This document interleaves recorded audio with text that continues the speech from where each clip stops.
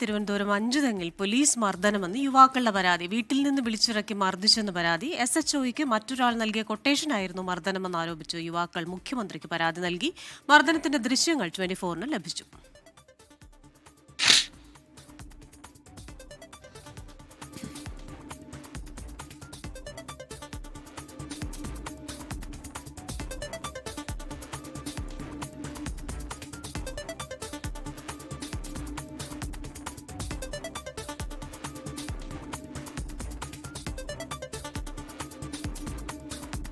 ഞാൻ കോളേജിലേക്ക് പോണ വഴിക്ക് വളവിൽ വെച്ച് കൈ കടിച്ച് സി എന്നത് ഫിനിഷ് ലാൻഡ് കൈ കടിച്ച് ഞാൻ എന്നും പറഞ്ഞ് മാനായിട്ട് നിർത്തിയെന്ന് വെച്ചാൽ നെത്തിയ ശേഷം നാടെ പറഞ്ഞ് മുതുകത്തടിച്ച് കയറിയിട്ട് മുട്ട് കയറ്റിയിടിച്ച് തള്ളിയും കയറ്റി. എന്നിട്ട് അതിനകത്തിട്ട് പറഞ്ഞ് നീ ഒരു ചീത്ത വിളിച്ചിട്ട് നീ നാടൻ പാട്ട് അടിക്കുന്ന എനിക്കൊന്ന് കാണണമെന്ന് അത് കയറി പിന്നെ വന്ന് കണ്ണനെ പിടിച്ചിട്ട് പ്രാവശ്യത്തോട്ട് ക്രൂരമായി മർദ്ദിച്ച ശേഷം പിന്നെ സ്റ്റേഷനിൽ കൊണ്ടുപോയി എല്ലാം അടിച്ച പോലീസ് ആയിരുന്നല്ലോ അവിടെ പറയണമെങ്കിൽ എല്ലാവരുടെ പേരും പറയണം. അവിടെ നിന്ന് എല്ലാ പോലീസ് സിവില് ഡ്രസ്സ് മാറിയുന്നവരടിച്ചു, യൂണിഫോമത്തില്ലാത്തവരടിച്ചു.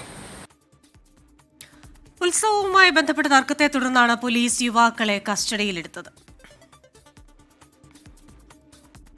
വിവരങ്ങളുമായി ഷഫീദ് റാവുത്തറാണ് തിരുവനന്തപുരത്ത് നിന്ന് ചേരുന്നത്. ഷഫീദ്, എന്തായാലും ഇവരുടെ ആരോപണം അല്പം വിചിത്രമാണ്. കാരണം പോലീസിന് കൊട്ടേഷൻ കൊടുത്ത് അവരെ മർദ്ദിച്ചു എന്നാണ് പറയുന്നത്. ശരിക്കും ഇതെന്താണ് സംഭവിച്ചത്?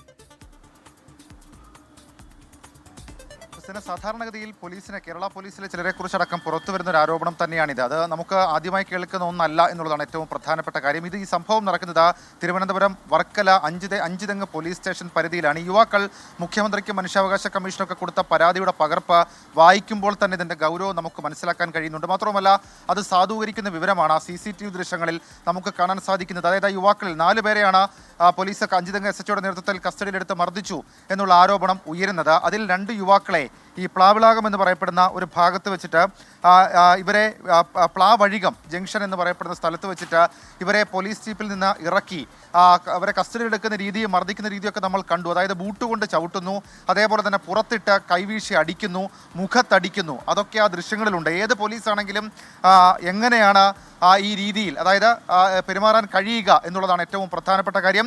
ഈ സംഭവത്തിൽ പറയുന്നത് അതായത് ഈ നെടുങ്കണ്ട അഞ്ചുതെങ്ങ് നെടുങ്കണ്ട സ്വദേശികളായിട്ടുള്ള അജിത്ത്, അതേപോലെ ശ്യാമ്, സജിത്ത്, സജി എന്നീ 4 യുവാക്കൾക്ക് മർദ്ദനമേറ്റുവെന്നാണ് ആരോപണം. ഈ സ്ഥലത്ത് കഴിഞ്ഞ ദിവസം ഒരു ഉത്സവം നടന്നിരുന്നു. ആ ഉത്സവത്തിൻ്റെ ക്ഷേത്ര കമ്മിറ്റി ഭാരവാഹികളായിരുന്നു ഇവിടെ. ആ ഉത്സവ സമയത്ത് ചില സംഘർഷങ്ങളൊക്കെ ഉണ്ടായിരുന്നു. അതിന് പിന്നാലെയാണ് ഈ അഞ്ചുതെങ്ങ് SHOയുടെ നേതൃത്വത്തിൽ അഞ്ചുതെങ്ങ് SHOയുടെ പേരെടുത്ത് തന്നെയാണ് ആ പരാതിയിലടക്കം പറയുന്നത്. SHO Bineesh Lal, grade SI Baiju, അതേപോലെ CPO വൈശാഖ എന്നിവർക്കെതിരെയാണ് ഈ യുവാക്കൾ ഉന്നയിക്കുന്ന ആരോപണം.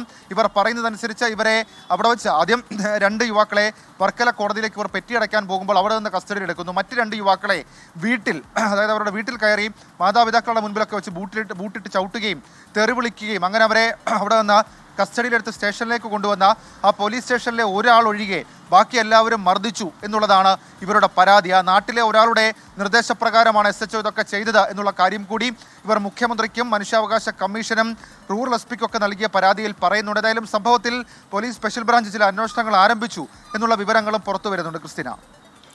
ശരി, ഷഫീദ് റാവുത്തറാണ് വിശദാംശങ്ങളുമായി തിരുവനന്തപുരത്ത് നിന്ന് ചേർന്നത്. എന്തായാലും ഇവർ ആരോപിക്കുന്നത് പോലീസ് കൊട്ടേഷൻ എടുത്തു. ഇനിയിപ്പോൾ പോലീസ് കൊട്ടേഷൻ എടുക്കാൻ തുടങ്ങിയ ഗുണ്ടകളുടെ പണി നഷ്ടപ്പെടുമെന്ന് പറഞ്ഞു ഗുണ്ടകൾ പ്രതിഷേധിക്കുമോ എന്നുള്ളതാണ് അടുത്തത്.